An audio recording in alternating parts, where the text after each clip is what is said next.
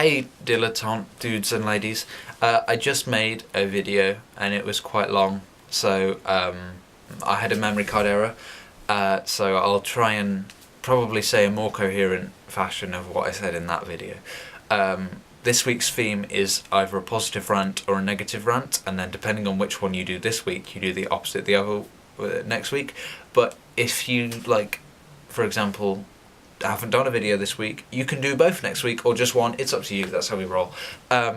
It's been a while since I've sat down and properly vlogged. Only adjusted it then for like 6 minutes, so I'm less awkward than I was then. So yeah, I'm more used to it. I was going to do a video last week, but I went to turn my camera on to take some nice footage of some fireworks to be like, dudes, we're having the week off. But my camera wouldn't turn on, so maybe I just need to sort this camera out. It's not doing too well. Oh well, yeah. Anyway, so I've decided to do a positive rant on why studying philosophy and religion is important. So yeah, here we go. I study philosophy at A-level, which basically just means I've gone from GCSE full course, which is like all about God and religion, to philosophy, which is all about incredibly hard things, like remembering loads and loads of facts about Aristotle and Plato and Socrates, and ideas about biblical God, and theories for proving biblical God, and moral arguments, and arguments from design, and inductive arguments, and loads and loads and loads of different philosophers. And so it's really interesting and really hard and stuff like that. But one of the main arguments that people have with religion and learning about religion, learning about philosophy, is that you're either not religious, don't care, or you're not going to use it. And so there's an inherent flaw in studying philosophy to an incredibly high level, because often the people who will have studied it won't be able to use it in some ways. Like, say somebody who back in World War II has to deciding whether or not to work in a concentration camp to feed their family. So they've got to make this incredibly difficult decision whether they're going to aid in the systematic genocide of a race of people to keep their family alive. That's a tough decision, but you know, the chances are if they're in that position, they probably won't have studied, they probably won't have done a master's degree in ethics. So there is that problem. But I do have a counter-argument to this. Philosophy is, in some ways, a little bit like maths, in that with maths, sort of any maths you study gives you a greater understanding of maths. It all adds up and it all adds together, and you get better on it as a whole, which is true of a lot of academic subjects, but not all of them.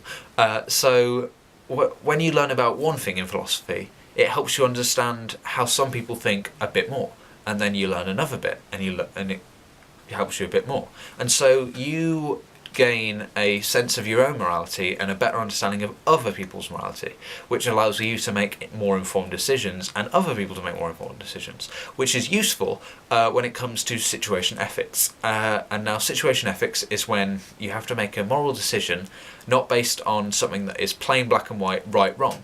So say the topic of abortion. It's quite a difficult topic and it's quite a sensitive one for a lot of people, but often some religions have black and white rules, like absolute morals on abortion, and they'll say it's wrong or it's right, it's allowed. But some say things like, oh, if the woman was raped, or if she's too young, or if you can't have it, there's certain categories, like if it's going to harm the woman, it's allowed. And in Islam, there's it's either Islam or Judaism. I'm pretty sure it's Islam, and it's been a while since I studied either of them because we don't do that kind of thing in college. So I'm sorry if I'm wrong, but it's this general gist. There's a thing called ensoulment, and they believe that after a certain period of time, the baby is given a soul by Allah or God, whoever it is, for whichever religion this is. I think it's Islam. I'm pretty sure it's Islam. But yeah, that's besides the point. But they believe there's a certain point called ensoulment where a baby is given a soul, and then after that they believe it's murder to abort it. And so obviously both of those religions, following Judeo-Christian Islamic rulings, they think it's wrong to murder people, which is a pretty good thing to live by. But up until installment, they believe it's okay, which is a certain period of days. I don't know how long it is. I can't even guess. But yeah, that's besides the point. That's situation ethics. And so, the point I'm trying to make is, philosophy is important, and learning about religion is important because it will help you make these situational decisions. And it can be tiny things like, well, not tiny things, but it can be less important things, like, as we already discussed, the use of drugs and illegal drugs. It can be little things like deciding whether marijuana is right to give to certain people, or whether opium is right to give to people who are terminally ill. But it can be incredibly difficult decisions like abortion, or deciding whether it's right to kill somebody who has killed other people. So yes, there's obviously many other benefits of philosophy and religion, but that's just one little positive thing I would like to say about my favourite subject that I will probably end up having some sort of career around. So yeah, I think that's about it. Very rambly, not quite as good as the video I made before. Hopefully this one works. So, DFTBA, Talia, if you make a video tomorrow, I'll see you tomorrow. And just a little tiny side note, it's been really nice to have met up with half of you now, and yeah, it's really nice. I feel like I'm friends with all of you, but I need to make an effort to contact Zoe because she's a cool bro, and we should totally be friends. So yeah, I really love all you guys. I know it's Thanksgiving yesterday and everyone was being nice yesterday, and you know, most of us aren't American. Talia's not American, of course she's not. What's she like? But yeah, I love all you guys. You're really great. I'm so thankful to be able to collaborate with all you brilliant, talented, wonderful people with your fantastic opinions and your good talking to camera skills, which I don't have.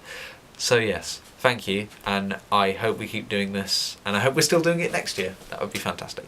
So yeah, DFTBA, Talia, if you make a video, I'll see you tomorrow. If not, I'll see you guys later. Gonna see Kirsty tomorrow. Gonna make a video with Kirsty. Yeah, that's the thing. You'll see the results of that somewhere on the internet. So yes, goodbye.